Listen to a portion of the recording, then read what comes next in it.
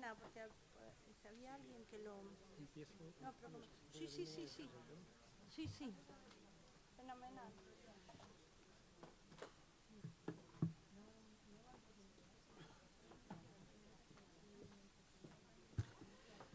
Buenas tardes, bienvenidos una vez más al Instituto Cervantes.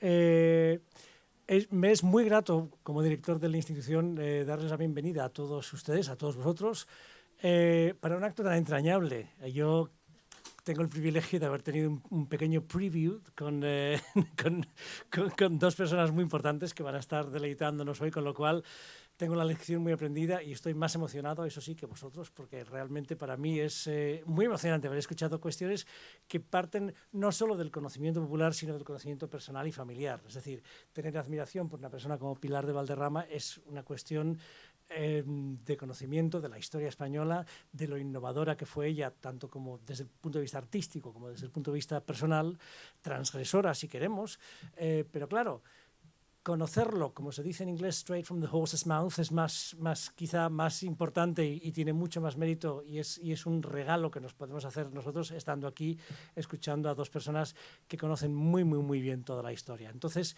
sin ninguna dilación, voy a dar paso a las dos personas con las que podremos conversar. Primero, él contará el acto primero con la conferencia impartida por Miguel Ángel Moratines, el alto representante para la Alianza de las Civilizaciones de Naciones Unidas, y luego Alicia Viladomat, comisaria de arte y nieta de Pilar de Valderrama, hará una presentación sobre la vida personal y profesional de su abuela. Con lo cual tenemos una noche preciosa garantizada y con esto ya les dejo. Por favor, pueden tomar ya sus asientos y somos todo oídos. Muchas gracias a todos por venir.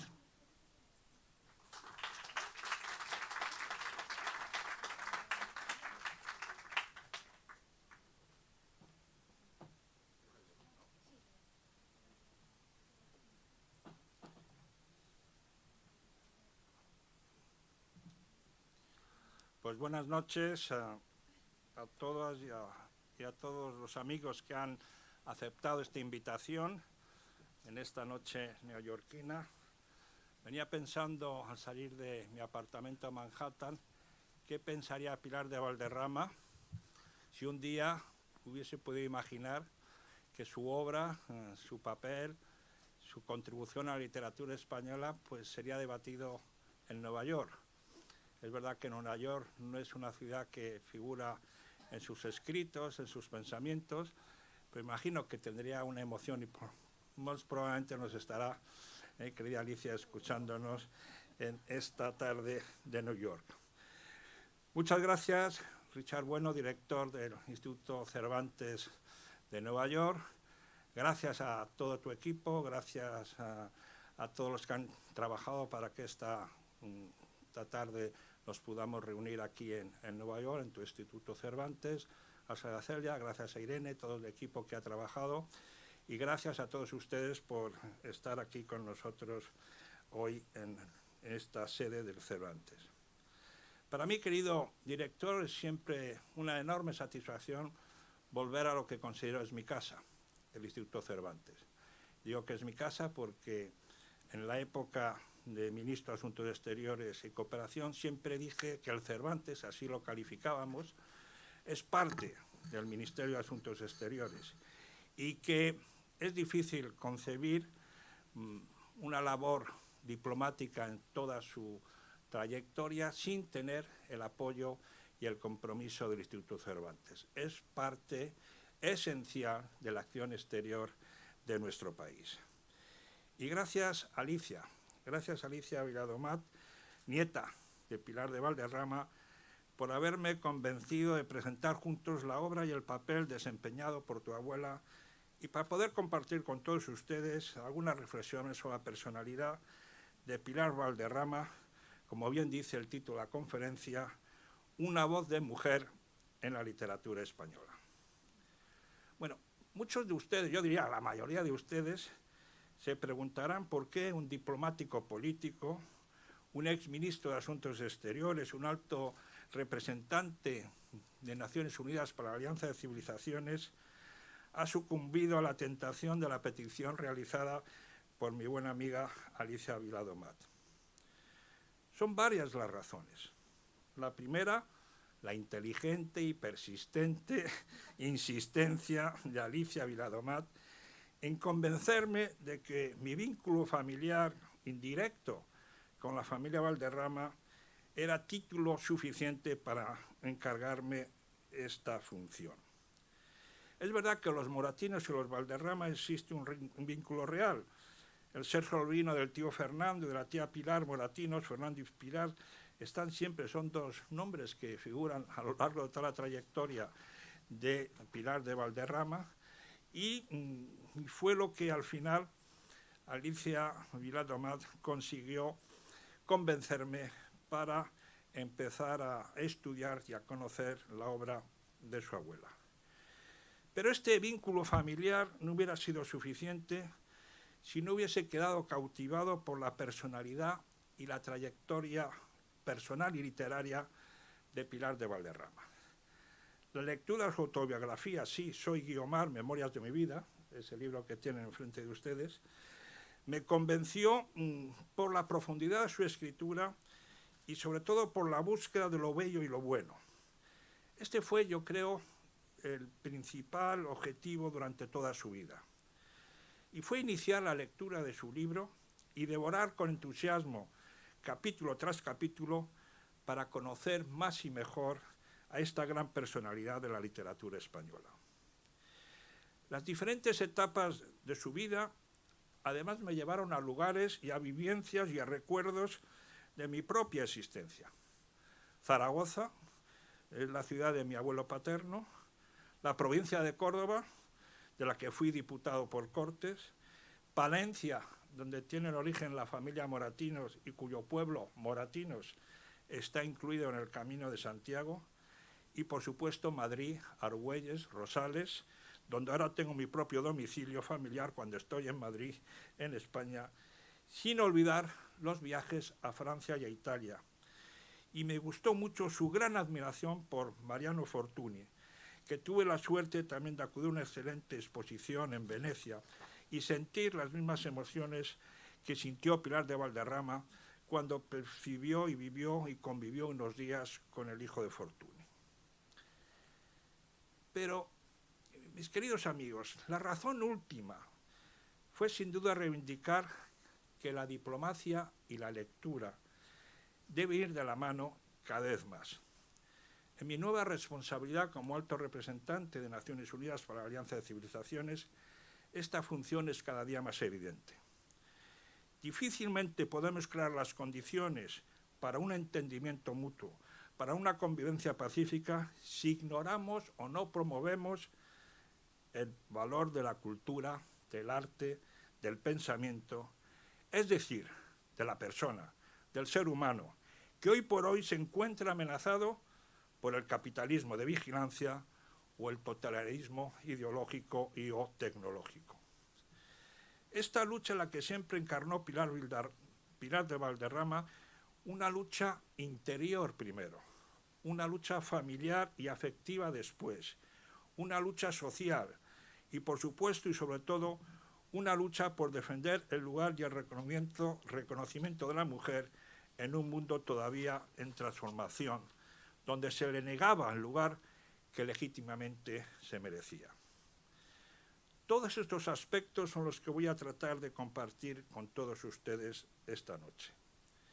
Por supuesto, debo indicar desde el principio que todos estos comentarios parten de alguien que no es crítico literario, ni experto en literatura, sino un ciudadano que siempre, como Pilar de Valderrama y Alicia Viladomat, se han movido por la fuerza de la cultura y la curiosidad de conocer la experiencia y la vida de personajes ilustres, en este caso, la contribución de Pilar de Valderrama.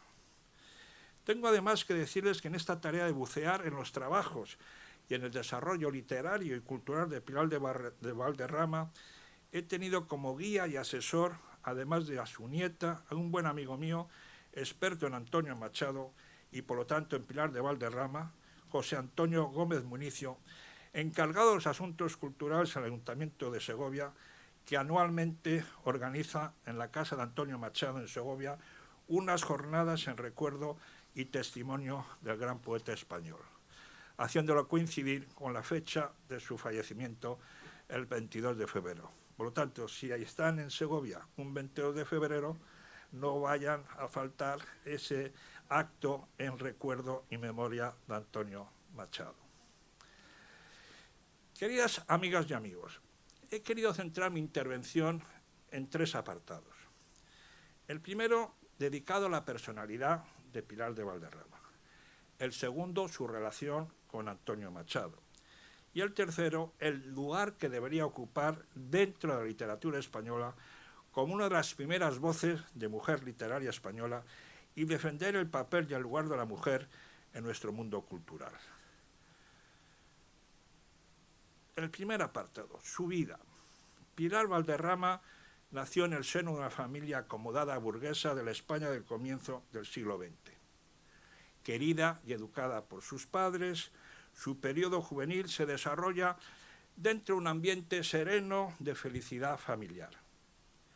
Sin embargo, el fallecimiento temprano de su padre va a suponer un cambio profundo en su vida interior.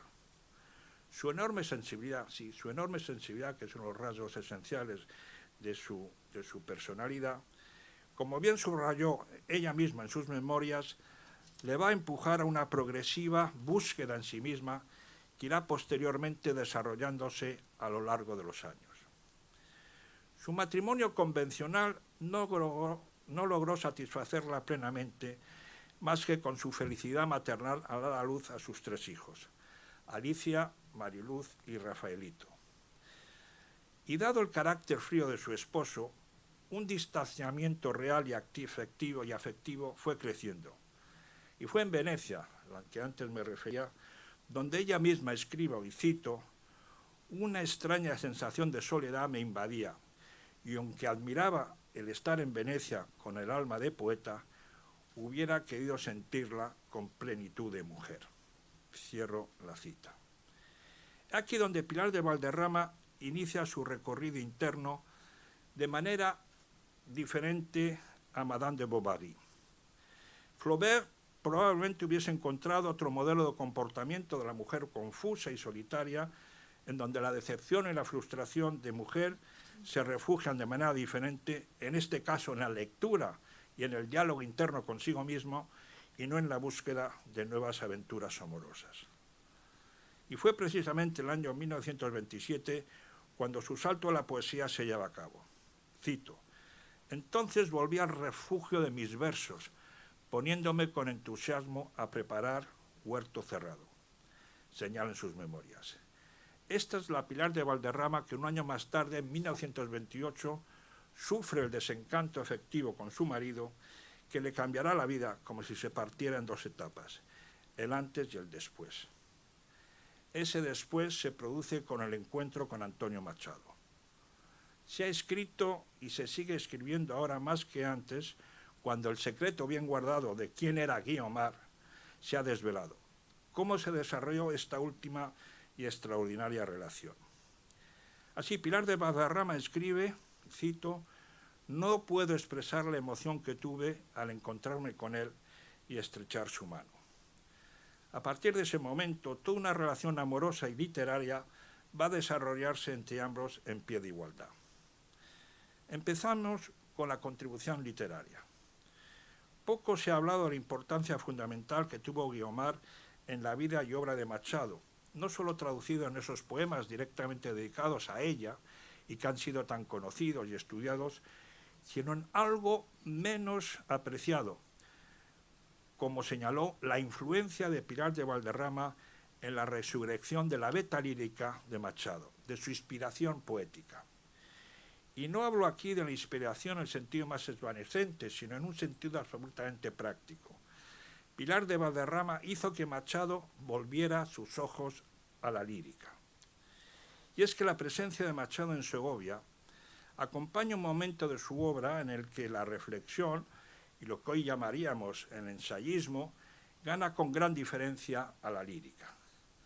El Machado de Segovia es el Machado pensador y aforístico de Juan de Mairena, el de los versos reflexivos e irónicos, y también el Machado dramático centrado en su producción teatral escrita junto a su hermano Manuel. Es muy escasa la huella del paisaje segoviano en sus obras, a diferencia de lo que ocurrió en Soria, pero es la llegada a su vida de Pilar de Valderrama la que le vuelve a guiar su imaginación por el camino de la lírica más tradicional, más estrictamente poética. El estilo de las obras de Pilar caracterizado por un modernismo tardío. En ese sentido, Pilar de Valderrama, transformada en Guiomar, sigue el modelo de las grandes inspiradoras poéticas de todos los tiempos. Esas mujeres que más o menos escondidas en más o menos acertados seudónimos han servido de manantial para que brotara la inspiración de los grandes poetas y de las que la Beatriz de Dante es la referencia canónica. Volveré posteriormente a referirme a esta interacción entre la dimensión literaria y la afectiva, a referirme a la correspondencia entre los dos personajes. Hay una diferencia esencial a la hora de analizar y reconocer esa influencia, y es que Pilar de Valderrama, a su vez, es una intelectual, es una mujer capaz de generar un discurso estético propio y unas obras artísticas propias, lo que sin duda suscita en Machado una actitud diferente a la que podía sentir hacia la que fue su esposa. Que Pilar de Valderrama era mucho más que una señora burguesa con pretensiones o que una simple musa inspiradora del genio de un poeta hombre, está suficientemente claro a la vista de su extensa obra, de la variedad de los registros de la misma, de su propia vida. Es evidente la importancia de sus 5 libros de poesía, de sus 3 obras de teatro, además, por supuesto, de su biografía publicada póstumamente, que en su momento supuso una importante aportación al conocimiento, no solo de la última etapa de la vida de Machado, sino de la propia obra de Pilar de Valderrama. Por contexto histórico, evidentemente, Pilar de Valderrama pertenecería a esa generación de las llamadas mujeres del 27, conocidas popularmente como las sin sombrero. Esa generación compuesta por creadoras que tenían muy clara la importancia de la dimensión pública de su trabajo. Y no podemos olvidar el valor y el empuje que suponía en aquella época estar en la vanguardia de la reivindicación de la mujer y de su papel en la sociedad. Si echamos mano a la teoría clásica de las generaciones literarias, la que identifica la pertenencia a una generación no solo en compartir tiempo histórico, sino también en compartir protagonismos en espacios e instituciones, está claro que Pilar de Valderrama, con esa presencia activa en los círculos culturales de la época, especialmente los teatrales y literarios, y con su sólida presencia en el mundo editorial con la publicación de sus libros, es una de las más destacadas referencias de esa generación de mujeres creadoras que cada día se reivindican más. En estas mismas claves, concepción de la cultura como parte de su biografía y sensibilidad muy generacional, podemos enmarcar también su actividad teatral, no solo como autora, sino como promotora de espectáculos de pequeño formato, con la puesta en marcha del espacio Teatro Íntimo Fantasio en su propia casa de la calle Rosales, que impulsó junto a su esposo. Pero junto a esta atracción mutua literaria, cultural, la historia de amor. La historia de amor entre Pilar de Valderrama y Machado nos da también muchas claves de la personalidad de nuestra protagonista. Como sabemos, Pilar huye a Segovia para darse unos días de reflexión, desolada ante la revelación de su marido que le había sido infiel, pero no llega sola, sino que lleva bajo el brazo un ejemplar del Huerto Cerrado, su libro de poemas, que había recibido buenas críticas, y una carta de presentación para Machado de María Calvo, la hermana del actor Ricardo Calvo, muy cercano al poeta por su labor teatral. Allí tiene lugar el primer encuentro, el 2 de junio de 1928 en el Hotel Comercio, que ya no existe. Pero aunque el encuentro germinal de la pareja tiene lugar en Segovia y los poemas de Machado, escribe, nacen en la capital segoviana en el recuerdo de la amada, los encuentros de Machado y Guiomar no se producen tanto en Segovia como en Madrid. Como por otra parte era de esperar en dos personas para los cuales la cultura era una manera de vivir y una manera de estar en el mundo, y no un adorno. Ya se sabe que Machado solicitó plaza de profesor de francés en Segovia no por cuestiones artísticas, sino por su cercanía a Madrid, y es legendario que todos los viernes, con solo 2 excepciones, a lo largo de los 11 años que pasó en Segovia, don Antonio caminaba hasta la estación, donde cogía el tren que le dejaba en Atocha, tras 2 horas y media de lenta travesía, atravesando la Sierra de Guadarrama. Lo mismo sucedería con la propia Pilar de Valderrama. Supongo que ambos verán con emoción que, como todos ustedes saben, la nueva estación del AVE en Segovia se llame Guiomar. El tren, que fue el medio de transporte que les unía en la época de su conocimiento mutuo, es ahora la huella imborrable de su historia de amor. Y así lo evocaba Machado, y cito: «Conmigo vienes, Guiomar, nos sorbe la serranía, de encinar en encinar se va fatigando el día.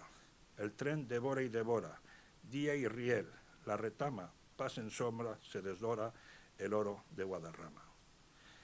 Como decíamos, los encuentros se llevaban a cabo especialmente en Madrid, en el Café Franco-Español, que ya no existe, y por supuesto en los jardines que en aquel entonces están abiertos al público y que ahora, como descubrió el gran hispanista Jan Gibson, se encuentran en el interior del recinto de la Moncloa.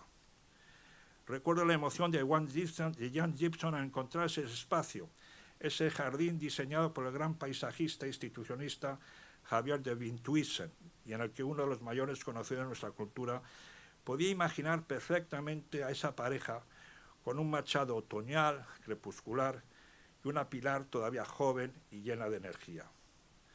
Porque la suya fue sobre todo una relación poética, una relación de 2 creadores, insisto, que comparten sus angustias creativas. Pilar dejó escritos algunos versos esclarecedores y nostálgicos sobre ese espacio. Y cito: «Mis ojos miran sin ver, tan cansados, este frío atardecer. En el jardín de la fuente, como suena su canción, canción del amado ausente dentro de mi corazón». Sin embargo, mis queridos amigos, lo que más me ha impresionado de esta relación afectiva literaria es la creación de un espacio especial entre ellos, el tercer mundo, título de una de las obras de teatro escritas por Pilar de Valderrama. En esta expresión, que también utilizaba Machado en sus cartas a la escritora, es la que ambos usaban para referirse a ese espacio especial en el que se había hecho realidad su encuentro. Ese tercer mundo solo puede ser el espacio del encuentro entre 2 personalidades creativas, un espacio que está hecho de amor y de ternura, pero también de preocupaciones intelectuales y artísticas similares. Esa expresión en Clef nos habla de las claves propias de una pareja de escritores que es capaz de crear entre ambos un universo propio donde desarrollar su historia de amor. Obra de teatro, por cierto, que según parece era bastante más arriesgada y podríamos decir incluso moderadamente vanguardista más que su obra poética. Este vínculo se alimentaba por intercambio de una correspondencia intensa entre ambos. No es la primera ni será la última vez que el legado de las cartas intercambiadas por 2 personalidades brinde la oportunidad no solo de conocer mejor la identidad de los protagonistas, sino que la propia correspondencia se constituye en otra lectura propia, merecedora de un estudio y de un reconocimiento propio. Al leer las cartas de Machado a Pilar, las 36 que recogen su propio libro autobiográfico, sin orden cronológico, me viene lógicamente a la mente la recientemente publicada correspondencia entre Albert Camus y María Casares, que ha vuelto a ofrecer a todos sus lectores una nueva dimensión de la obra del escritor franco-argelino menorquín. Una de las grandes especialistas de Camus, Françoise Claes-Drapeau, reivindica en el relato el derecho a amarse sin límites, le droit d'aimer sans mesure, al analizar la correspondencia entre Camus y Casares. Es cierto que esta correspondencia es enorme, más de 1.300 páginas, que se desarrolla durante 15 años. Frente a la intensidad de este intercambio de cartas, en nuestro caso, como hemos señalado anteriormente, disponemos solo de 36 escritos de Antonio Machado a Pilar. Las restantes cartas han desaparecido. Hay otras coincidencias entre las 2 parejas. Existe una diferencia de edad. Es verdad que entre Antonio Machado y Pilar de Valderrama son 17 años y solo son 9 años de diferencia entre Albert Camus y María Casares. Es verdad que se encuentran y se conocen en ambos turbulentos de la Guerra Civil o en el comienzo de la Segunda Guerra Mundial. Pero en ambos casos, la presión social y familiar afecta al desarrollo de sus vidas personales. María Casares interrumpe su relación con Albert Camus en el año 44, al conocer que Albert Camus era padre, y solo 4 años más tarde se reencuentran por casualidad y renuevan su pasión amorosa. Pero incluso durante los últimos años de relación, María Casares siempre se preocupó de que ésta no afectase a la situación familiar de Albert Camus. Pilar de Valderrama mantiene, sin embargo, al menos es lo que se sabe hasta ahora, su relación afectiva con Machado en el terreno platónico intelectual. Es cierto que no podemos imaginar qué hubiese ocurrido si sus caminos hubiesen de nuevo entrecruzado sin el fallecimiento de Antonio Machado en Coyuga al final de la Guerra Civil Española. No obstante, la propia Pilar de Valderrama reivindica esta relación platónica cuando señala en su propia biografía, y cito, «Todo acto que se materialice indebidamente deja un pozo de culpabilidad, de tristeza, y a la larga el recuerdo afectivo se desvanece. Solo lo que radica en el espíritu, en el pensamiento limpio, permanece». Es evidente que quizás la educación familiar y religiosa pesó más en la relación afectiva de Pilar de Valderrama que la de María Casares. En cualquier caso, en ambos casos la correspondencia es un sustituto de la ausencia física. En ambas correspondencias se recrean y se expresan pasión y amor. En el caso de Camus y Casares hay más excesos, hay una violencia de los sentimientos. En el caso de Machado y Valderrama hay más lírica, más estética, más poesía. Pero en ambos casos, como bien señala François Crête-Drapeau en su análisis de la correspondencia entre Camus y Casares, y cito, «es el amor el que trasciende la mesura sin por ello caer en una desmesura destructiva. Es lo que permite a dos seres de encontrar la verdadera mesura en esta correspondencia. Es lo que les permite entenderse armónicamente el uno al otro, también escribirse para decirse y así existir su amor». Sé que ha habido ya distintos estudios y ensayos sobre las cartas de Pilar de Valderrama y Antonio Machado, pero sí creo que merecería una nueva relectura y una mayor difusión. Por último, quisiera abordar, como les señalaba, el papel como mujer que merece ocupar Pilar de Valderrama en el mundo literario y cultural español. Si se puede hablar de que la estética literaria de Pilar es claramente la de un modernismo tardío, pero muy interesante, con formas literarias muy clásicas, pero no podemos quedarnos en eso. La promesa que se vislumbra, como decíamos, es en su atrevimiento, en algunas de sus obras teatrales, nos lleva a imaginar dónde hubiera llegado su escritura, si hubiera seguido en su vida creativa con la misma firmeza que lo hizo en los años que podemos llamar republicanos.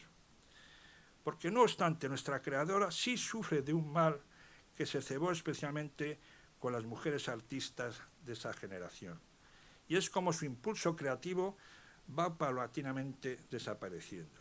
Y es inevitable pensar que algo y no poco tuvo que ver el ambiente tan poco propicio a la mujer en general y a la creación femenina en particular que se vio en la posguerra española y en los primeros años de la dictadura. Pilar, después de una vida de dedicación a la cultura, en un ambiente más liberal y que impulsa las iniciativas culturales de las mujeres, especialmente en los años de la República, no puede no ser sensible al cambio radical que se produce a partir de 1939. Es, por tanto, Pilar, en cierto modo, más allá de las ideologías y las peripecias personales, una víctima de la guerra civil y sobre todo de esa posguerra absolutamente cerrada a la presencia pública de la mujer en la sociedad, también en el campo de la cultura. No hay que olvidar que sus memorias son escritas con la promesa de que solo pueden hacerse públicas a su muerte. Y eso nos habla de una mujer oprimida por su circunstancia histórica y personal.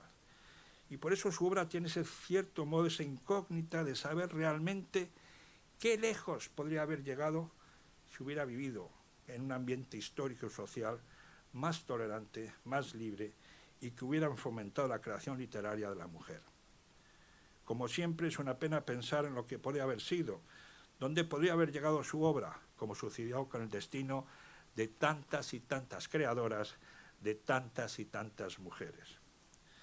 En definitiva, Pilar de Valderrama merece ocupar un lugar destacado dentro de la literatura española. Pero sobre todo lo que he tratado de tratar esta tarde en mi charla es el reconocimiento y el homenaje que la sociedad española debe rendir a esta mujer del comienzo del siglo XX, por abrir el camino en la lucha por un reconocimiento legítimo de la presente total y plena igualdad de la mujer en el mundo literario y cultural. A pesar de todo y de un sinfín de obstáculos convencionales, sociales, culturales y psicológicos, Pilar de Valderrama consiguió crear espacios donde la voz de la mujer podía escucharse con la misma fuerza e influencia que cualquier otra. Hoy, en un mundo en donde esas barreras parecen haber caído, su memoria nos obliga a ser vigilantes y a no permitir ningún retroceso en los avances que Pilar de Valderrama alcanzó durante su vida. En un mundo confuso y progresivamente deshumanizado, los escritos y la obra de Pilar de Valderrama sirven de guía para seguir confiando en la dignidad e ideales profundos de los seres humanos. Precisamente, gracias a la presentación Alicia en Madrid, en la sede central del Instituto Cervantes, el pasado mes de febrero, y gracias al apoyo de su director, Luis García Montero, hoy la obra de Pilar de Valderrama reposa en uno de los cofres de la Caja de las Letras. Puedes estar tranquila, Pilar, porque tu obra descansa serenamente en un lugar seguro, y sea cual sea la evolución de la humanidad, siempre alguien encontrará en ese cofre de la Caja de las Letras tu pensamiento y tu creación literaria. Gracias, Pilar de Valderrama, por toda tu contribución y toda tu generosidad hacia los otros. Muchísimas gracias.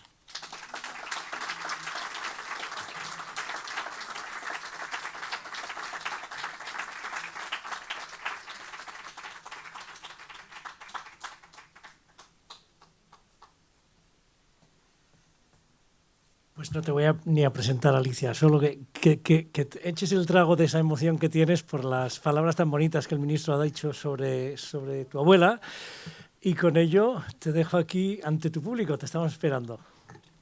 Un fuerte aplauso para ella mientras se compone. Gracias. Aquí están los gestos. Fenomenal. Buenas tardes, queridos amigos y distinguido público.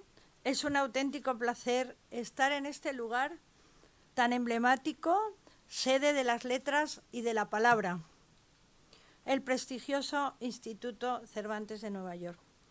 En primer lugar, quiero dar las gracias a su director, Richard Bueno, por recibirnos en tu casa y darte una enorme felicitación por tu reciente ingreso en la Academia Norteamericana de la Lengua Española, que no es poco.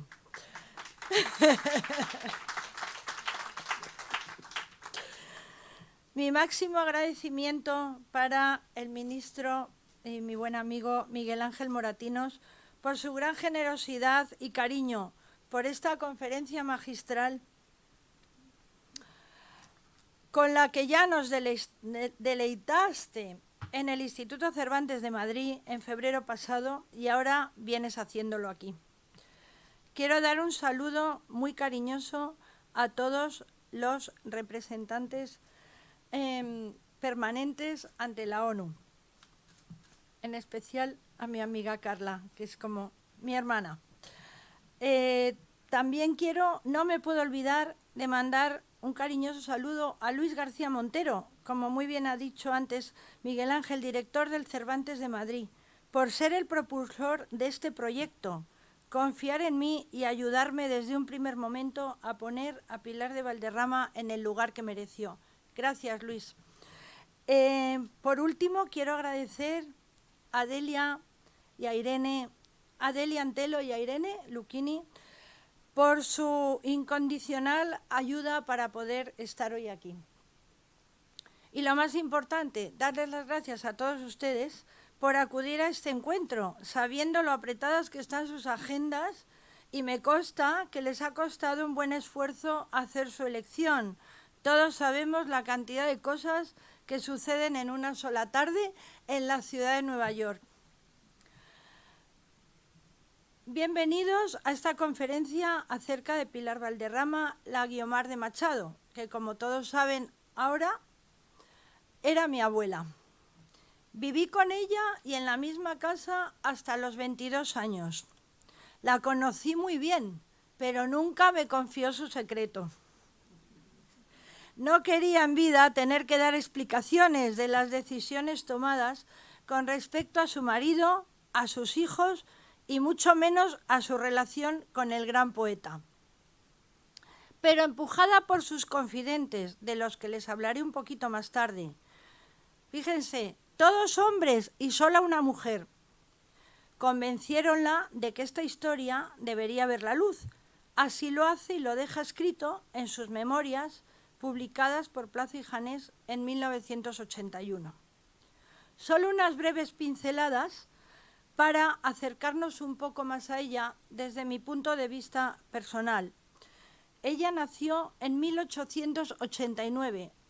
Lo de las fechas en esta familia baila un poco. Pónganle un poquito más adelante, un poco más atrás. Y murió en Madrid en el 79. O sea, en teoría murió con 90 años. Yo pensaba que había muerto con menos, pero bueno. Cuando empecé a ver el archivo, del que luego les hablaré, pues me encontré con esta serie de peculiaridades. Procedente de una familia por ambos lados de un alto nivel intelectual y social, su padre fue un destacadísimo político, diputado del Partido Liberal, con Sagasta, o sea, liberal de los de entonces, gobernador de Alicante, Oviedo y Zaragoza, pero muere con 35 años, con lo cual ella, que solo tenía 6, se queda en la más absoluta desolación.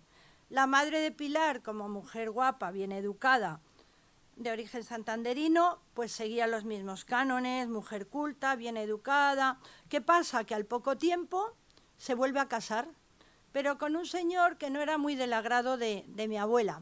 Entonces ella pide ingresar interna en el Colegio del Sagrado Corazón. Los colegios de entonces, que no son como los de ahora. Entra con 6 años y sale con 19 para casarse.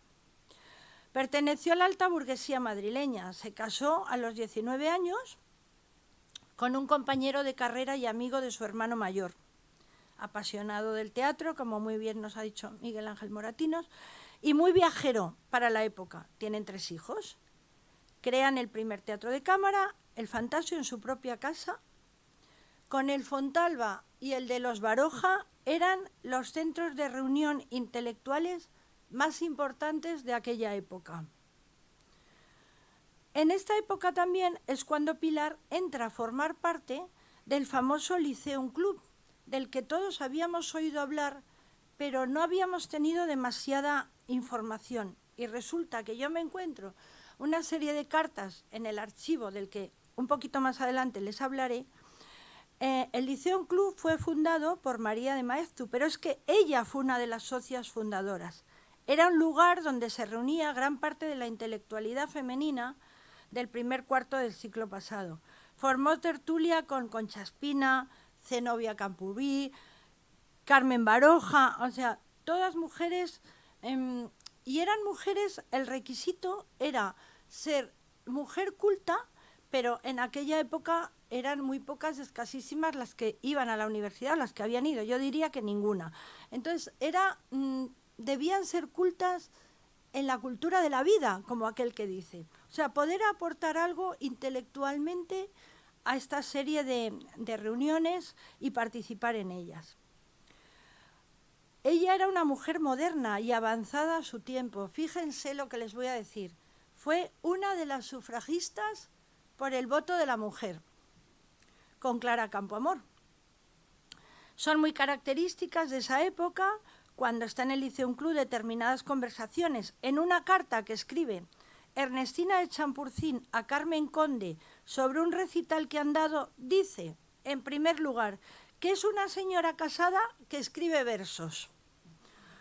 Pero inmediatamente después añade, de todas las que están ahí, solo Pilar de Valderrama está cerca de nosotras. O sea, fíjense qué importante lo que está diciendo Ernestina de Champurcín a Carmen Conde. Con 30 años, Pilar publica su primer poemario, Las piedras de Oreb, con los dibujos de su marido y la portada hecha por su cuñado, el gran escultor del momento, Victorio Macho. Este poemario lo escribe con 34 años, su primer libro y su primer verso dedicado nada menos que a Rubén Darío. Esto nos está dando el testimonio de cómo Pilar Valderrama es pionera del modernismo en España. Pero no es una modernista cualquiera, no. Lo podemos ver ya desde el principio en las críticas que se publican. Tema absolutamente desconocido de ella. De cada libro suyo hay 5, 6, 7 referencias en la prensa escrita de ese momento. Estamos hablando de los años veintitantos. Imagínense, críticas de sus libros. En aquel entonces todavía Machado ni había aparecido en su vida. Las primeras críticas nos dicen que es una mujer que sabe comprender y sentir el mundo interior. Estamos hablando de una poeta comprometida y diferente, mucho antes de conocer a Machado y tener relación con él. Otra característica de Pilar, inconfundible, su diálogo permanente con la naturaleza, la identificación de los sentimientos íntimos con las manifestaciones de los elementos naturales. En 1925 publica Huerto Cerrado. Huerto Cerrado es un jardín interior que es necesario podar y poner a punto para eliminar de él las malas hierbas. Una auténtica búsqueda de la identidad. A este libro pertenece su magnífico e inigualable poema, Me llamaban rara, que no se lo voy a leer porque es muy largo, pero es impresionante. A mí también me llamaban rara, precisamente por lo mismo que a ella, porque yo siempre me he dedicado a la literatura, a la música, no a jugar con las niñas del colegio a pelota y a esas cosas. Entonces, bueno, pues de ahí me valió el mote. Ese libro, que en su época fue muy comentado, sobre el que se carteaban muchos escritores. Es el libro que la acerca y la une con Machado. Esencias, en 1930, con poemas en verso y prosa, escrito después de conocer al gran poeta. Le pasa lo que decía Bécquer, yo cuando siento no escribo. Cuando empieza su relación con Machado, deja de publicar, está viviendo una aventura personal interesantísima. Voy a leerles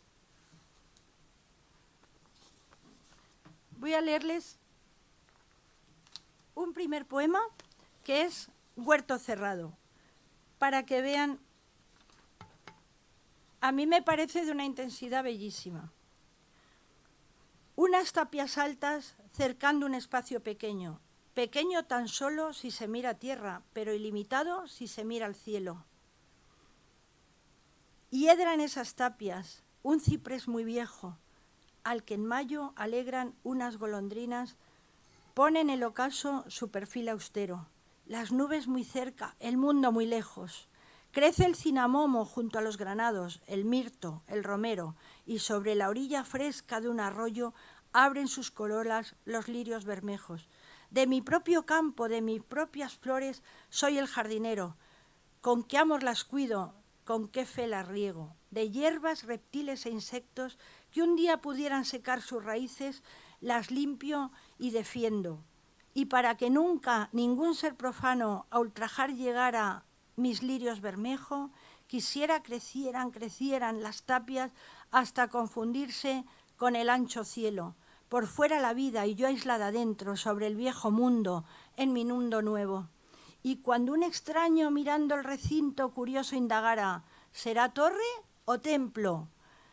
Alguien respondiera, es huerto cerrado donde se cultiva la flor de los sueños. Gracias.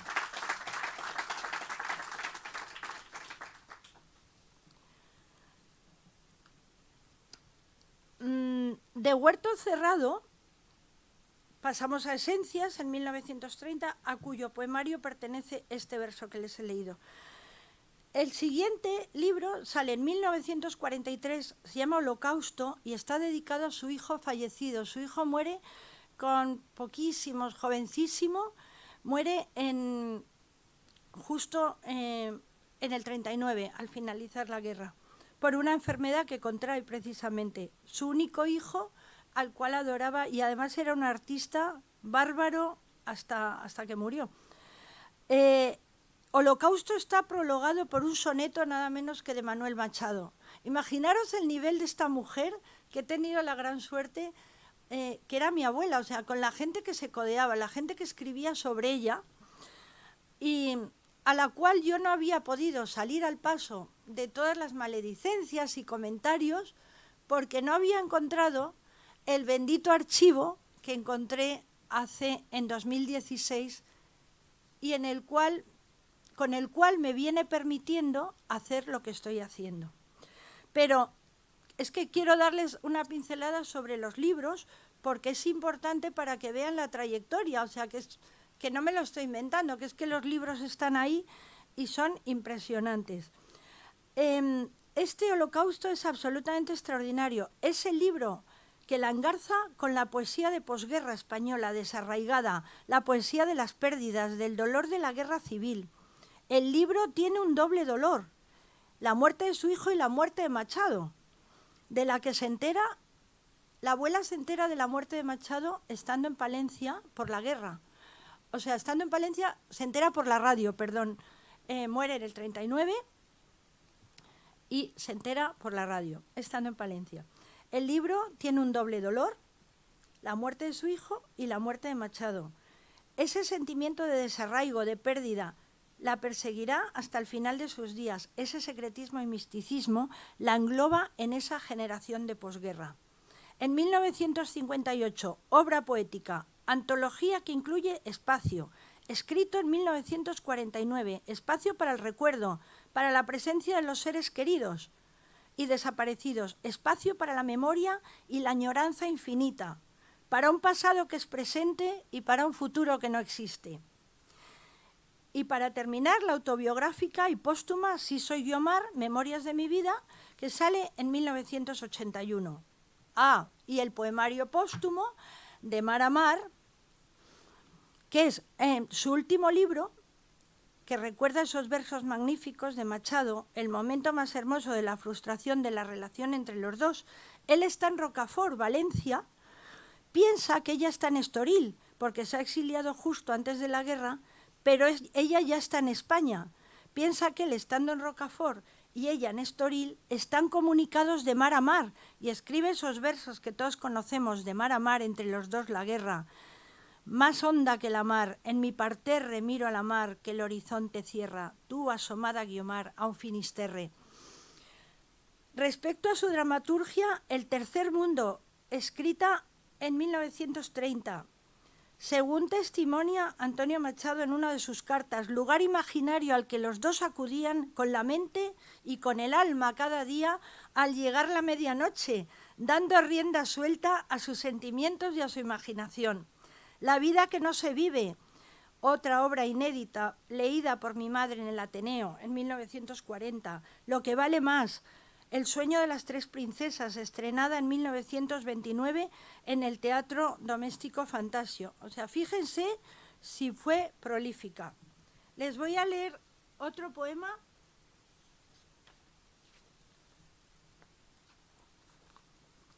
A ver si les gusta tanto como el anterior. Pertenece al poemario Espacio, como si no me doliera. Como si no me doliera lo que me duele en el alma. Giré con todos los vientos y nadé en todas las aguas, como si no me doliera lo que me duele en el alma. Hay que reír y reía, hay que cantar y cantaba, hay que adornarse, yo iba más que ninguna adornada. Por el río de la vida el tiempo se deslizaba, el tiempo. ¿Qué importa el tiempo a quien no le importa nada? Qué diminutas las horas al fin de cada jornada. Aires de norte y de sur, lluvias, granizos, escarchas, soles naciendo y muriendo, lunas llenas y menguadas. Aquí lloran, allí ríen, sueñan, rezan y se afanan. Unos por el alto vuelan, otros abajo se arrastran. ¡Ay, qué daño el que se alzó creyéndose que era un águila!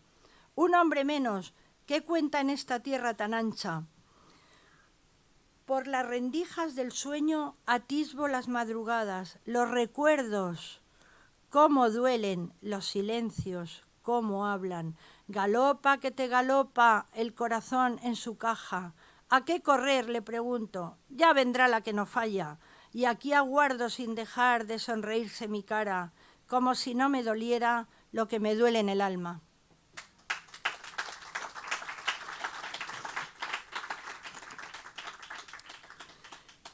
Poetisa y dramaturga, como bien están viendo, española del posmodernismo. Es conocida como Guiomar por su relación con Antonio Machado entre 1928 y 1936, pero no identificada como Pilar de Valderrama y ni mucho menos con la gran escritora que fue. Pero claro, yo lo que les decía antes, yo solo con los libros que obraban en mi poder no podía salir al paso de las maledicencias vertidas sobre ella en esos momentos. Hace casi 6 años se produce el milagro, cuando un importante archivo cae en mis manos y sin perder un instante comienzo a estudiarlo. Un montón de cajas de cartón se apilan frente a mí, instándome a abrirlas con premura. Y así es como me encuentro con importantes documentos de incalculable valor, libros dedicados, cartas manuscritas, fotografías familiares, poemas inéditos y numerosos artículos de periódico. De este modo, fui encontrando muchas de las respuestas a las preguntas que yo misma me venía haciendo hace tiempo.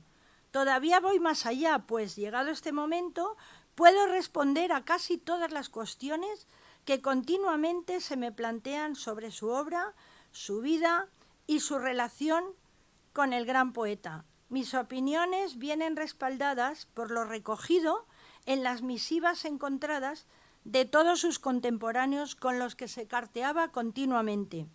Ahora sí puedo decirles que mi testimonio es la historia de un archivo, por el momento inacabado e inédito. Más de 500 cartas con ida y vuelta, donde se recoge la impronta de prestigiosos escritores de la generación del 27 y algunos del 98, Jorge Guillén, Gerardo Diego, Concha Espina, Justierra Ruiz de Conde, José Luis Cano, José María García Nieto, Azorín, Gabriel Miró y el mismísimo Unamuno, quien conoce también sus libros. Estas misivas hablan de Pilar de Valderrama como escritora, analizan su obra pormenorizadamente y, por supuesto, su relación con el gran poeta. Algunos de estos escritores de la generación del 27, especialmente Guillén, se convierten en sus más fervientes confidentes, guardando todos ellos el secreto que ella les había contado hasta el final de sus días, instándola a dejar sus memorias escritas para después, una vez que ella hubiera partido a otro mundo. Como dice Fran Garcera en el prólogo de Vocación, el libro que tienen ahí puesto, que es el último poemario, antología poética de Pilar de Valderrama, lo que no es nombrado irremediablemente no existe, o incluso, en el mejor de los casos, sabrán que se trata de un seudónimo que oculta a una mujer, pero no recordarán su verdadero nombre. La musa, la Madonna del Pilar, la divina, la diosa, como la llamaba en sus cartas Machado, acaba convertida en un mito. Lo último que lleva Machado en su bolsillo cuando muere, además de esos días azules, es una de las canciones a Guiomar, la del papagayo verde, que está corrigiendo. Guiomar está en la entretela de lo último que escribe Machado. Esto la ha convertido en un mito de la literatura española. Es uno de los grandes mitos, las mujeres de los poetas. Pero claro, el mito ha devorado a la mujer y, cómo no, a la escritora. Pues bien, a través de numerosos cursos, conferencias, coloquios y exposiciones llevados a cabo desde 2016, fecha en la que me enfrento por primera vez al enorme archivo, he podido analizar con numerosos intelectuales, periodistas, poetas y escritores contemporáneos la figura de mi abuela y lo que dejó publicado en sus libros, llegando a algunas conclusiones que me gustaría compartir con todos ustedes. Pilar de Valderrama era una mujer inteligente. Lo demuestra el hecho de que decidiera involucrar a su marido, Rafael Martínez Romarate, gran artista, hombre culto y bien preparado en sus obras. Le pide que realice los dibujos de su primer libro, Las piedras de Oreb, publicado en el 23, y esto le vale como salvoconducto para firmar con su nombre y apellidos, cosa que en aquel entonces era impensable para las mujeres. María Lejárraga, por ejemplo, se ve obligada a firmar con seudónimo de por vida, convirtiéndose en la mujer invisible. Era una buena escritora, y así lo manifiestan numerosas críticas periodistas encontradas en el archivo desde los finales años 20 del pasado siglo, firmadas por Cansinos Asens, Araujo Costa, Lope Mateo. Azorín, la obra ni más ni menos que precursora del teatro de cámara en España, en una tarjeta que le manda dándole el pésame por la muerte de su hijo. O sea, fíjense la cercanía, le está dando el pésame a Azorín por la muerte de su hijo. Era creyente, pero no beata, simplemente pensaba que existían los designios divinos y el más allá. Y respecto a la relación que mantuvo durante 8 años con el gran poeta, les diré la conclusión con la que no puedo estar más de acuerdo, que nos dirigió el escritor vasco Félix Maraña como final del curso impartido y dirigido por mí en agosto de 2017 en la Universidad Internacional Menéndez Pelayo de Santander.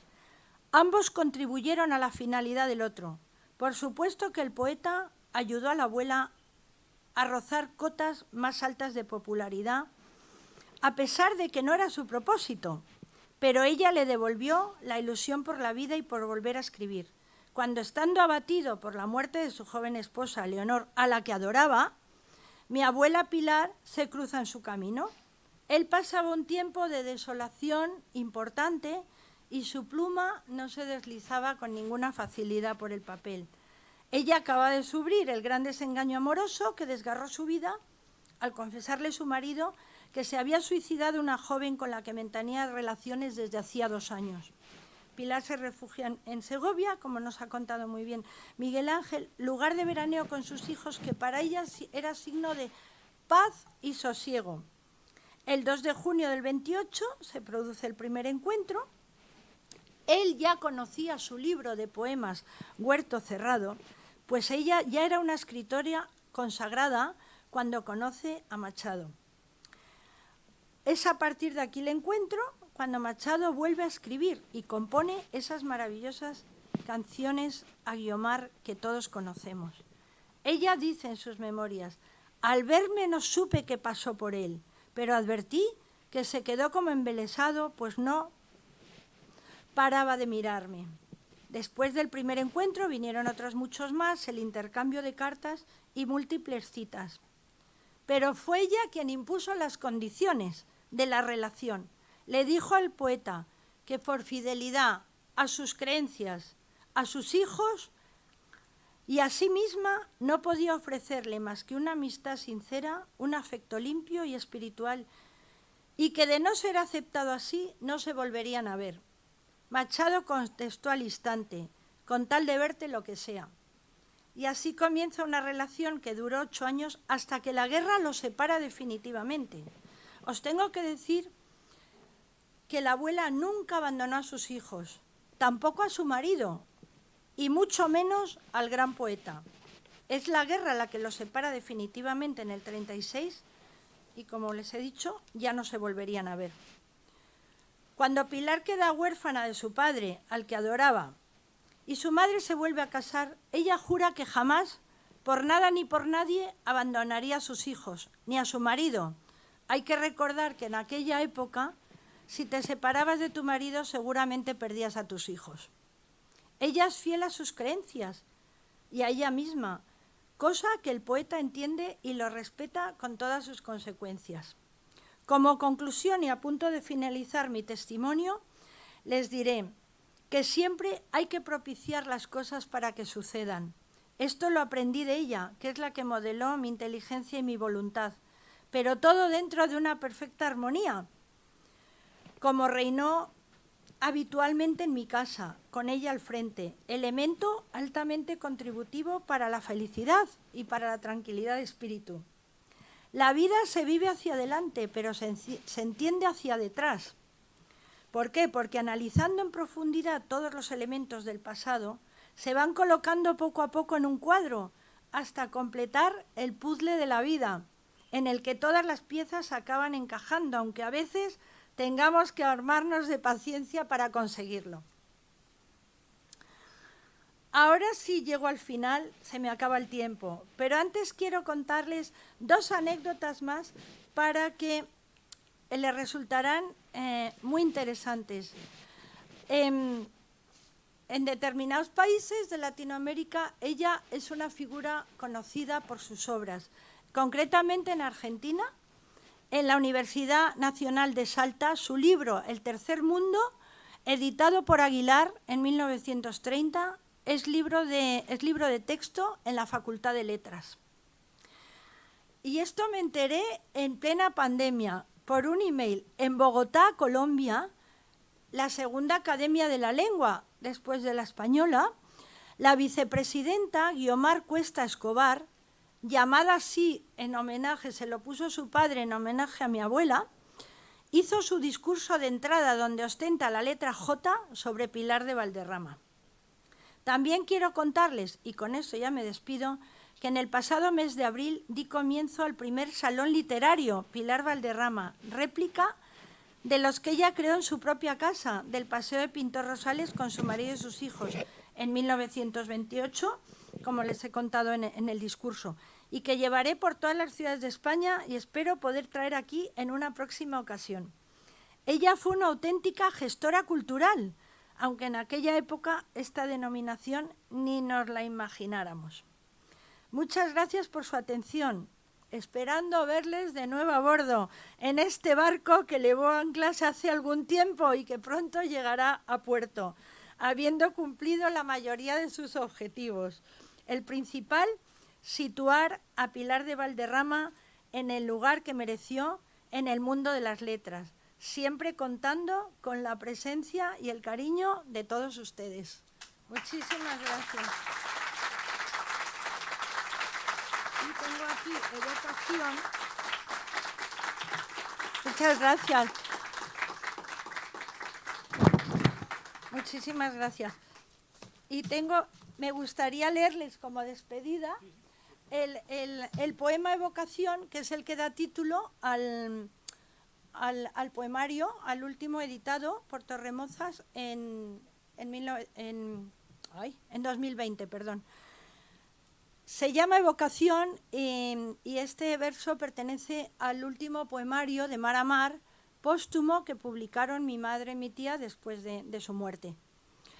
Aquel café de barrio destartalado, frío, testigo silencioso de nuestras confidencias, extremo de rigores, conjunto de inclemencias, que solo calentaba tu corazón y el mío. Viejo café de barrio, a donde yo acudía, donde tú me esperabas con el alma impaciente y cada vez al verme coronaba tu frente con un halo de luz la fugaz alegría. Con nostálgico afán en vano te he buscado, queriendo en tus vestigios revivir un pasado que inexorablemente para mí se ha perdido. Nadie sabía de ti, todo estaba cambiado, tus muros, tu recinto, la sombra de Machado, como un jirón de niebla, han desaparecido. Muchas gracias.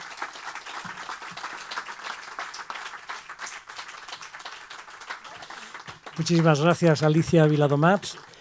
Todo un dechado de virtud y de buenos sentimientos se nos has creado para con tu abuela. El ministro Miguel Ángel Moratinos nos dio un relato exquisito sobre todos los acontecimientos que rodeaban la vida de la dramaturga, de la poeta, y ahora tú nos has dado un recuento mucho más personal. Yo quería también desvelar un pequeño secreto. Verás. Que estamos... estoy sentada. Que mira, eres la primera con la que vamos a iniciar las retransmisiones en streaming. O sea que esto lo está escuchando medio mundo ahora mismo. O sea que saludos también a todas las personas que nos escuchan desde el más allá, ¿no? Entonces, ahora con esto simplemente voy a dejaros teniendo a dos personas del talante y del calibre que tenéis, podéis preguntar lo que queráis. Sois todo micrófonos y todo preguntas. O sea que aquí os dejo con, por supuesto, con Alicia y con Miguel Ángel. A ver quién rompe el hielo. Mira. Y por favor, hablad al micrófono, que si no, no se oye, no se la retransmisión. ¿Se nos oye? Sí. Hola, buenas tardes. Yo quería darles las gracias porque ha sido una conferencia preciosa, tanto por el ministro como por la nieta. No sé, son tantas las ideas que me vienen. Yo también escribo poesía, así que es muy, muy especial estar aquí la tarde de hoy. Y yo pensaba, además de la contribución cultural de Pilar, sobre todo también, como decía el ministro en su especie de conclusión cuando cierra con la conferencia, ese papel de pionera que ella ha tenido también para el rol de la mujer, que tiene, qué visión se puede dar de su vida y también de su obra en el momento actual. Y también me quería llamar mi atención sobre esa alusión pues, a esos círculos literarios, a esas mujeres sin sombrero, que no, yo por lo menos cuando estudié no las conocía, entonces no sé si a lo mejor se querían referir un poco a ese círculo. Y también si existen iniciativas, me ha parecido muy bonito que también en Latinoamérica pues estén estudiando en los libros de texto lo que es la obra de Pilar. No sé si en España, yo no la estudié, la he conocido por mi pasión por la poesía más tarde. En fin, pues si ustedes querían responder a algunas de las inquietudes que me ha transmitido, son muchas, la verdad que ha sido muy, muy especial conocer más sobre la vida y la obra de Pilar esta tarde. Gracias. ¿Por cuál empiezo? Porque no me lo he apuntado, pero bueno. A ver, más o menos, te puedo contestar... Perdona, te estoy tuteando. Es que en España tenemos la costumbre de tutearnos. La puedo tutear, pero es que realmente en esa época el Liceum Club ha estado totalmente tapado. Es que hay poquísima documentación sobre ello. Luego, mucha de la documentación en la guerra también se perdió. Aparte es que es lo que les he dicho. En esa época... Mi abuela era casada, entonces una mujer casada y que no quería dejar a su marido y abandonar a su marido por el tema, pues claro, estaba limitada. Bastante bien lo hizo porque prácticamente llevaba dos relaciones paralelas, porque a su marido en ningún momento lo dejó. Es más, conoce a Machado en el 28, crea el Fantasio en el 28 y entra en el Liceum Club en el 28. O sea, imaginaros ese año lo que fue para ella. Y lo debía llevar todo estupendamente, no sé. Hay gente que me pregunta, ¿pero el marido lo sabía? Digo, pues no lo sé, yo tampoco se lo he preguntado, porque yo no lo conocía a mi abuelo. Pero es que eso realmente es tan importante, el legado que ha dejado, que eso realmente es que no tiene la más mínima importancia. O sea, es que ni nos lo deberíamos preguntar. Entonces sí, hay mucho oscurantismo. De hecho, María Lejárraga, la mujer sin nombre, pero otras muchas que firmaban con el seudónimo, Colombina. Y luego ella fue una mujer súper progresista, porque ella también en ese teatro eran momentos muy difíciles para todo lo que ahora llamamos la diversidad. Entonces ella en el teatro daba cobijo pues a todos esos personajes que no estaban muy bien definidos, pero que eran buenísimos artistas y bellísimas personas. Y en ese sentido también pues fue muy avanzada. Y luego pues ser sufragista del voto de la mujer, madre mía, es una de las cosas más importantes. Ella era muy... yo viví con ella y vivíamos mi padre, o sea, un hombre con 6 mujeres y nunca había ningún... O sea, ella manejaba los hilos con una facilidad muy, muy increíble, era como mágico. Entonces yo reconozco que me acostumbré a vivir en un ambiente artístico desde muy pequeña. Por eso yo volaba cuando salía del colegio. Yo quería llegar a mi casa. Yo que me iba a quedar jugando con las otras niñas a pelota, al balón. Yo quería ir porque en mi casa siempre pasaba algo. Cuando no había un actor, había un cantante, y si no estaba alguien de teatro, entonces era divertidísimo. Yo cogía una silla pequeña y me sentaba al lado de ella. Y ella nunca me dijo nada. Pero lo había dejado todo bien colocadito para que yo me lo vaya encontrando. O sea, es increíble, es una especie de magia. Di algo. Por favor, ministro. Gracias. No, yo lo que más me ha cautivado de la personalidad de Pilar de Valderrama es su...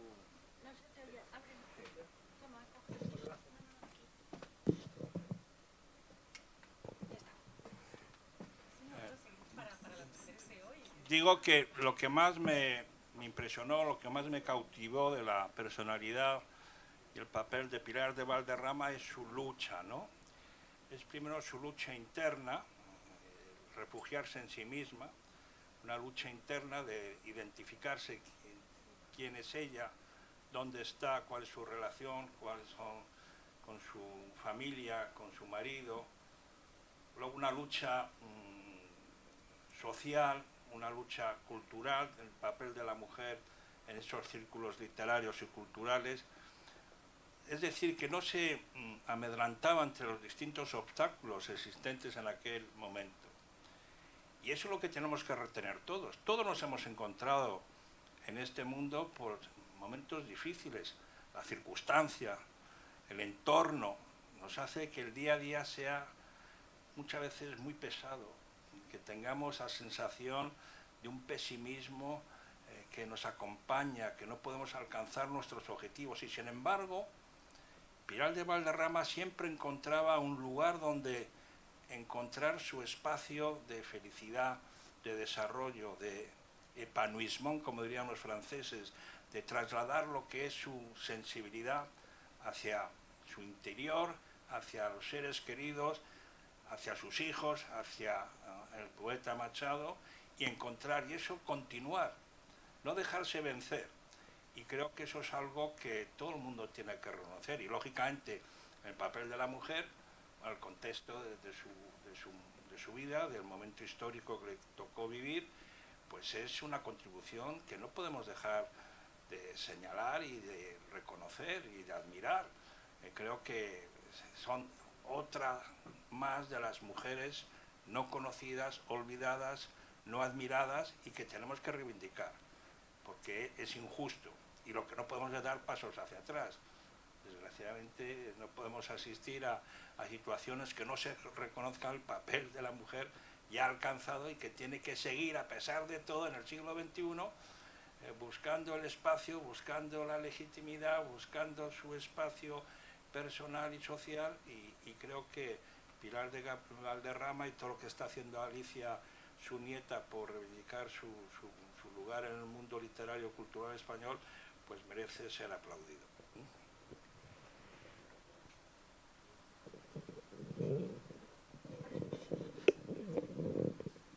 Señor ministro y Alicia. Señor ministro y Alicia, muchísimas gracias por esta inmensa satisfacción. Y, como dice, estoy muy emocionada. Tenía una pregunta sobre el apellido Valderrama. ¿Era el apellido de Rafael Valderrama, el marido de Pilar, porque está de Valderrama? ¿O No, es el apellido de ella, viene por su padre. Lo que pasa que entonces las mujeres ponían el de muchas veces. No se sabe muy bien por qué. Y unas lo mantenían y otras no. Yo unas veces lo pongo y otras veces no, pero como en los libros me lo he encontrado como Pilar de Valderrama, pues lo sigo manteniendo. Pero el apellido viene del padre de ella, Francisco, que fue el que fue diputado del Partido Liberal con Sagasta, y luego el padre del padre también fueron muy... provienen incluso provenimos de Moctezuma, o sea, imagínate en línea directa de ahí de México, del que fue el rey Moctezuma. Descendientes directos. Mi segunda pregunta sería, ese archivo que usted menciona que lo descubrió el 2016 que apareció, ¿quién lo tenía? ¿En una biblioteca o en una iglesia? La pregunta del millón. Ese archivo estaba en distintos trasteros. Cuando ella muere, la familia deshacemos... Yo soy hija única, nieta única y sobrina única. Entonces, cuando ella muere, la familia deshace la casa y todas las cosas van a... Por así decir, los papeles, libros y todo eso se guardan en trasteros que son como búnker, o sea, que están perfectamente acondicionados y todo eso. Mis padres igual, mis tíos igual. Entonces, yo vivía en una casa muy pequeña por determinadas circunstancias y como me he mudado muchas veces de casa, pues no iba a ir con las cajas colgando de un lado para otro. Entonces, ahora vivo en una casa más grande, entonces traslado ahí todas las cajas y por indicación de un amigo un día me dice, oye, estas cajas no convendría abrirlas a ver qué hay dentro. Y así empezamos un domingo por la tarde y entonces empezamos a abrir y empezaron a salir libros del siglo XVII, un incunable de Quevedo, unos libros fascinantes y cartas que por supuesto no sabíamos ni de quién eran y dibujos y poemas y fotos. Y entonces, pues, si queréis que os cuente la manera de hacer el archivo, pero es que fue como rocambolesco, porque con otra amiga, entonces nos pusimos en un cuarto, pusimos todo sábanas por el suelo y fuimos haciendo montones, según iban apareciendo las cosas. Esto, porque es que toda la familia son artistas, o sea, mi padre era un gran pintor, dirigió cine montones de años, mi madre fue actriz de teatro, pero actriz número 1, o sea, no la tercera ni la cuarta. El abuelo fue el iluminador del Teatro María Guerrero durante montones de años. Entonces, claro, hay documentación de todos. Entonces fuimos haciendo montones. Esto, Domingo Viladomat, el pintor. Esto, Alicia. Salían papeles y los íbamos... Entonces, los montones de ellos, por así decir, los guardamos, todavía están sin clasificar y nos dedicamos al montón de Pilar de Valderrama porque teníamos el curso inminente y queríamos saber qué había ahí. Y así fue como nos pusimos con ello. 10 años de 2016, casi, 7 años, pero 7 años muy intensos.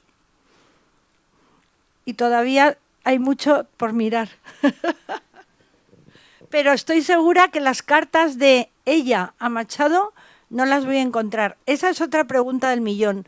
Las cartas de ella, las cartas de él a ella son las que sobreviven porque están en mi madre y mi tía las donaron a la Biblioteca Nacional y están en la Biblioteca Nacional y se pueden ver. Es muy problemático, o sea, hay que pedir permiso, no sé qué, 50.000 papeleos, pero si quieres verlas, te las enseñan. Pero las de ella, a él, no se han encontrado nunca. Entonces, no sé, yo tengo varias teorías, pero mías personales, pero ninguna de ellas la puedo certificar por el momento. Una de ellas es que, cuando él huyó, para que huye, primero va a Rocafort y luego para arriba hacia Cataluña y termina en Collur, pues llevaba una maleta, a lo mejor, alguna de esas cartas a lo mejor era un poco comprometida, entonces él no quería comprometerla en ningún momento, entonces pues las quitó o las perdió. Otra de ellas es que igual las puede tener la familia de Machado, no lo sé. Pero por el momento no me han dado señales de vida, no tengo ni idea. ¿Se te ocurre otra cosa, ministro? No.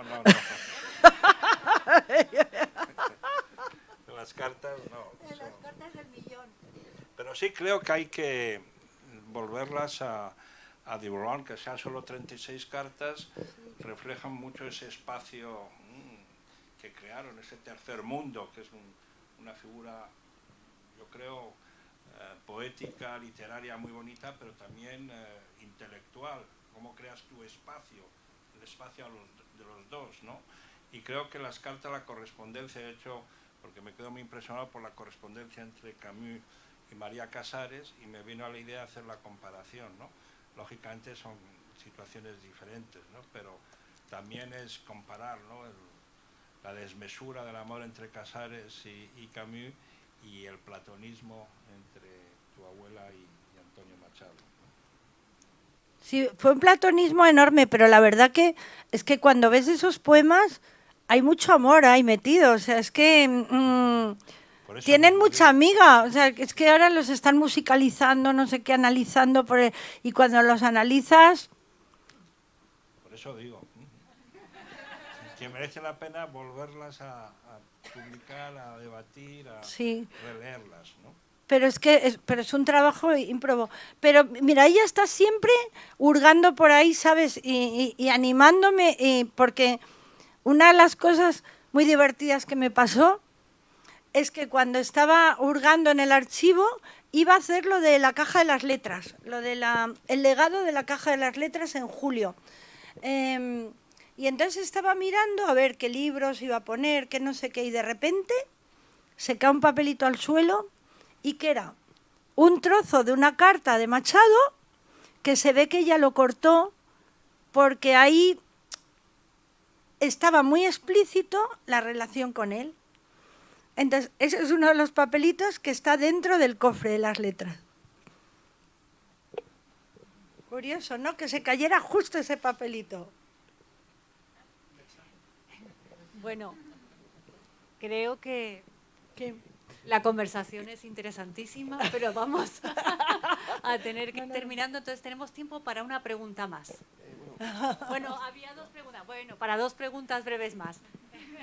Después acabamos con esto. Muchas gracias. Ha sido interesantísimo. Gracias a ambos. No, me picó la curiosidad con esto de descendencia directa de Moctezuma. ¿Nos podría explicar un poquito, por favor? Pues es que todavía no está. A ver, ese es un estudio que están haciendo. No puedo explicar mucho porque es un prólogo de un libro que va a salir, pero que está en imprenta y todavía no ha salido. Entonces no puedo dar muchos detalles sobre ello. Pero ya lo verán. Claro. Es que es otra de las cosas que está prácticamente en imprenta con Sial Pigmalión, la reedición de las memorias de ella con una serie de... Con varios capítulos escritos por mí contando la relación con ella y con otra serie de cosas que me he ido encontrando. Pero ya sabes que las editoriales te piden, ¿cómo se llama? Exacto. Entonces, por eso, lo he dicho así como una pincelada, pero también sé que muchos Valderrama se diseminaron por muchos sitios de Latinoamérica, y ahí hicieron sus familias y todo eso, y uno de ellos fue de los primeros que trajo el algodón. No sé, es que todo esto de los antepasados es una prima mía segunda la que está haciendo toda la investigación, pero está haciendo su tesis sobre eso. O sea, que es que yo llevo hace 6 años corriendo detrás de un tren que se me escapa, entonces no llego a todo. Voy tomando aliados por determinados caminos, entonces van investigando determinadas cosas, mientras yo voy poniendo en valor la figura de ella. Que yo creo que es lo más importante, porque al final el testimonio personal es lo que a todos ustedes se les queda en la mente, más que lo que puedan leer en un libro en un momento dado. Entonces, por eso me fijé, centré la atención en ir haciendo este tipo de testimonios, porque pensaba que tenían mucha más difusión que lo que puedan leer en un libro. Sí, yo querría saber un poco más justamente de cuándo se da a conocer ¿cuándo se da a conocer la relación? ¿Cuándo descubren ustedes, la familia, la relación que tenía su abuela Machado? Bueno, ella, claro, mi madre y mi tía lo sabían. Yo no, a mí no me dijo nada. Yo me enteré cuando ella ya se había muerto. O sea, yo oía cosas, pero no estaba en eso. Además, yo viví fuera de España tiempo, o sea, no estaba metida en eso. Realmente, cuando se da a conocer es cuando salen las memorias, en el 81, que las publica Plaza y Janés, y ahí sí que tengo más de como 200 artículos de periódico hablando sobre ella, sobre la relación de distintos periodistas, estudiosos y todo eso. El 81 es como la fecha oficial que se hace pública. Es que ella no quería en vida que la martirizaran con preguntas. Entonces, por eso, y gracias a los confidentes, que como he dicho antes, los 4, Gerardo Diego, Jorge Guillén, José Luis Cano, su médico de cabecera, fueron sus 4 confidentes hombres. Y de los 4 tengo las cartas donde les está diciendo que por favor que les guarde el secreto, que no quieren que se sepa. Y la única mujer fue Concha Espina, que era su íntima amiga. Y Concha Espina entonces publica un libro que se llama Su grande y secreto amor, en el 50 me parece que es, pero entonces publica las cartas, ella no quería. Y tengo las cartas ahora mismo donde ella le está diciendo que por favor que no las publique. Y tengo las contestaciones de Concha, que ya estaba ciega y es la secretaria y ella las firma. Esto es muy interesante. Esto es todo un estudio emotivo de la próxima exposición que habrá en el Cervantes de Madrid en finales de 2023 o 24, que a lo mejor luego viene aquí.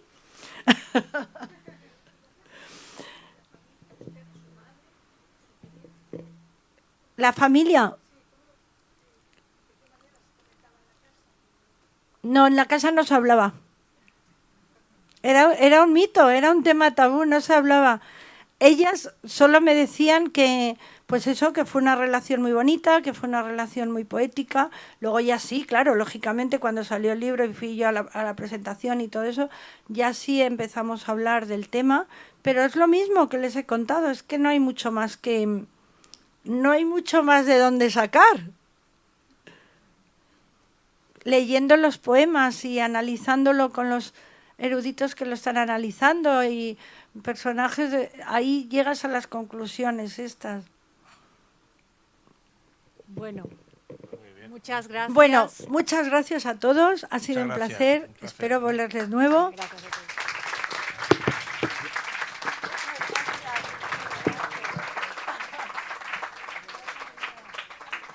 Bueno, yo ya me quedo con este libro, ¿no? Sí. ¿Que me diste? Ese sí, para ti. ¿Y para mí, ¿no? este no lo tienes? Sí. Sí lo tienes, ¿no? Les has dejado a Alicia con el gustillo para que saquen tiempo para leer el libro. Y para que vengan a verte otra vez. No, Ahí sí. los libros, no. Sí, la biblioteca hay. No, sí, pero además van a mandarte unos cuantos de Madrid. Pues tendremos los más. Está agotada la primera edición, libros de poesía que se agota una primera edición, no nunca he visto. Sí, sí. Muchas gracias a todo el mundo por venir. Ha sido una velada preciosa y gracias a vosotros por vuestro tiempo sobre todo. Qué bonito.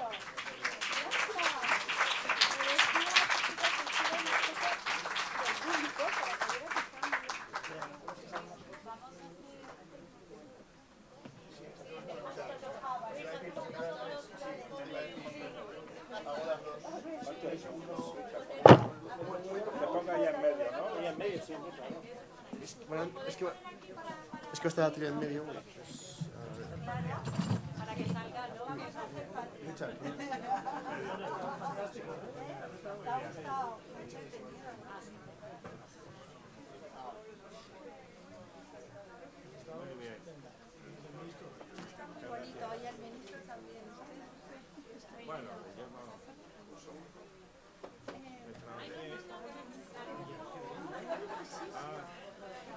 Va a ser complicado, ¿no? Bueno. Salvo que el fotógrafo tenga la magia de la caja negra. ¿Ya? Sí. Bueno, pues nada.